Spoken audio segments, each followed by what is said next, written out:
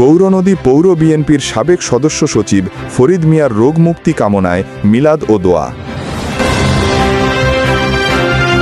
বরিশালের গৌরনদী পৌর বিএনপির সাবেক সদস্য সচিব মোহাম্মদ ফরিদ মিয়ার আশু রোগ মুক্তি কামনায় রোববার বিকেলে গৌরনদী বাসস্ট্যান্ডস্থ বিএনপির দলীয় কার্যালয়ে দোয়া মাহফিল অনুষ্ঠিত হয়েছে। গৌরনদী পৌর বিএনপি ও এর অঙ্গ এবং সহযোগী সংগঠনের উদ্যোগে রোববার বাদ আসর এ মিলাদ মাহফিল ও দোয়া মোনাজাতের আয়োজন করা হয়।